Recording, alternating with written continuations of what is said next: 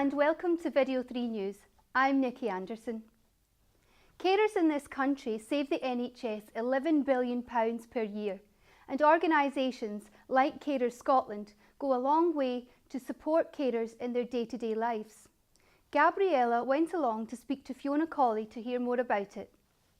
Hi Fiona, thanks for joining us today. There are 750,000 carers currently in Scotland. What would you say are the roles of carers? Carers are vital in ensuring that older people with long-term conditions and people with disabilities are able to live in their own communities, to be able to live at home as independently as possible.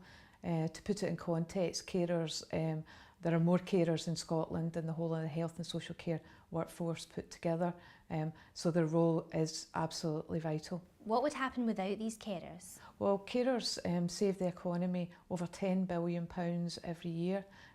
And 3 in 5 of us will be carers at some point in our life. To be honest, health and social care would collapse without the contribution of carers. It just would not be possible to provide the support that people need. And what actually happens when someone's diagnosed? Well, obviously it's a really difficult time for family members and carers, and it can be a point where people need information and carers need information, but quite often it's not available. There's no off-the-shelf guide. We've been working with hospitals and GPs and other practitioners to ensure that carers and people who are newly diagnosed are given information, for example, about a local carer centre or a local condition-specific group, so that they know where to go when they're ready to get that support. So what sort of role does technology play? Technology it's not relatively new, but it's quite new in the things that it can do. Most of us know the idea of something like a community alarm, so if someone falls that they're able to alert someone. But there's so many other things that are happening now, from remote health appointments to, for example, your GP being able to monitor something like a condition like COPD, right through to apps that help you and your family manage the care, for example, health appointments and other appointments, support, medication, and we've got one called Jointly. What's the least understood thing about caring? Probably the least understood thing, and actually the thing that we spend most of our time trying to solve, is that carers don't recognise themselves as carers. We talk about carers a lot now, and I think it's much more in the public domain about caring, but most people, the first thing they recognise themselves as is, my mum needs help, I'm a daughter. My child needs help, I'm a parent. So they don't really think of themselves as carers. Our research has found it's been about 5 years before anybody recognises themselves as a carer. And during that time, they're missing out on a lot of support, practical and financial, that's available. And you believe people shouldn't be left alone to care? Absolutely, and that's our primary purpose, is to ensure that carers get the support and the entitlements that are available, so that they don't have to care alone. Fiona Colley, thanks very much. The Technology Charter for People with Dementia in Scotland was launched in December last year. Annalise has more. Thank you, Nikki. I'm here today in Kilmarnock at the Dementia Resource Centre to talk to Sandra and Joyce about their Technology Charter. So thank you very much, Sandra and Joyce, for joining us today to talk about the Technology Charter. So what is the Technology Charter all about? Well, technology is part of everyday life now. I mean, I think we all use bits of kit and bits of technology, and we don't even think about it really, we just use it.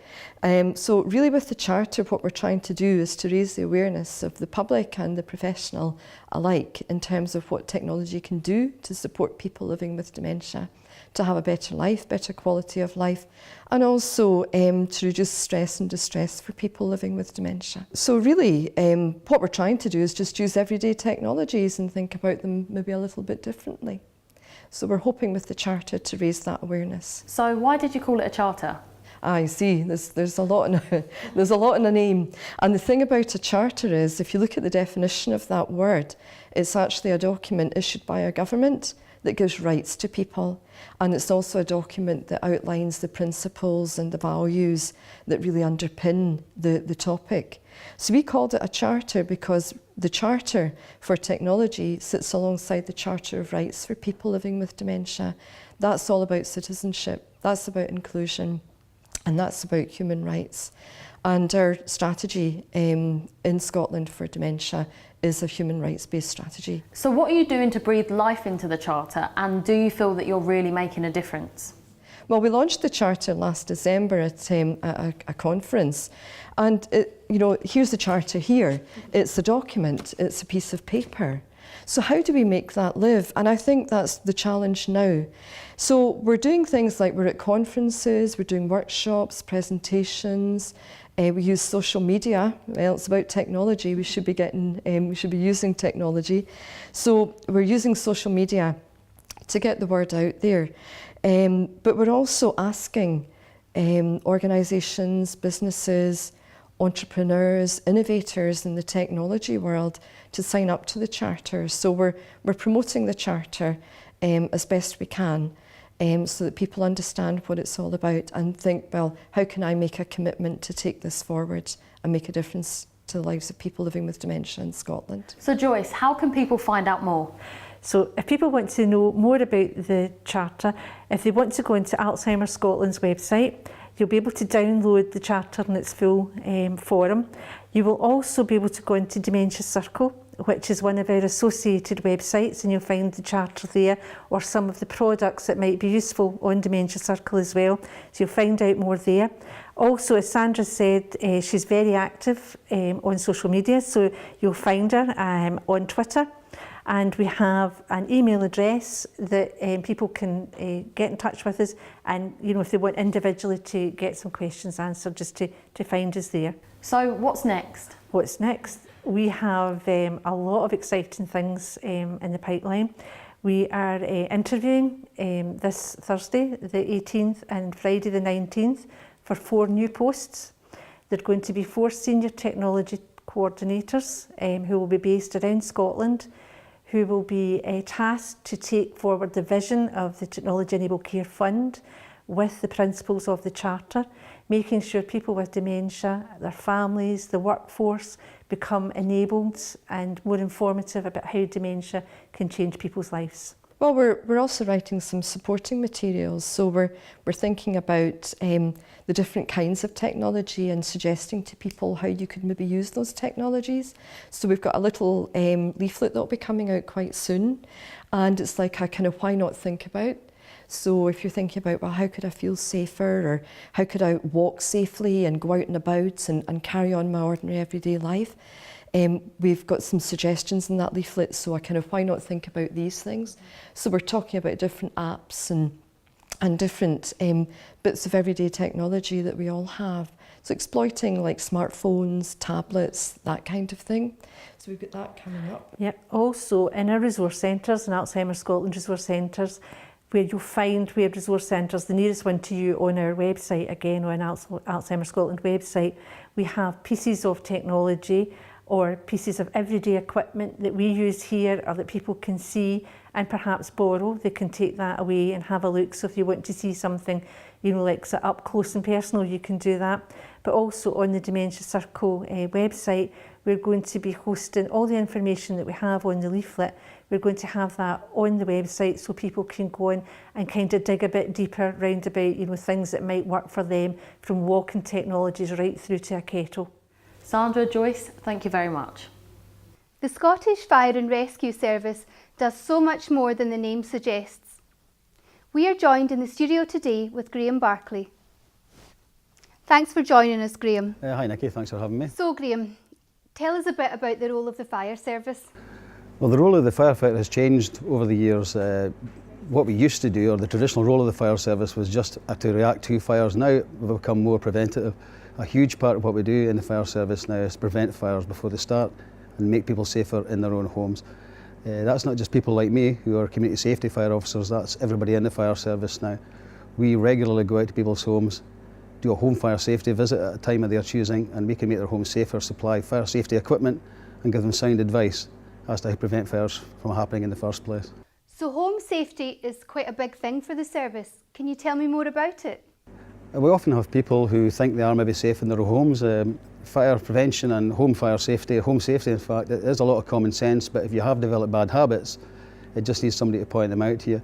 Very simple things like closing doors at night, having working smoke alarms, making sure they work. Some people see them on the roof and just assume that's fine. You must test these things. We recommend you test them once a week. If you unplug electrical equipment at night as much as you can do and keep your keys near your door, these things can go a long, long way to make you safe if there is an incident in your house.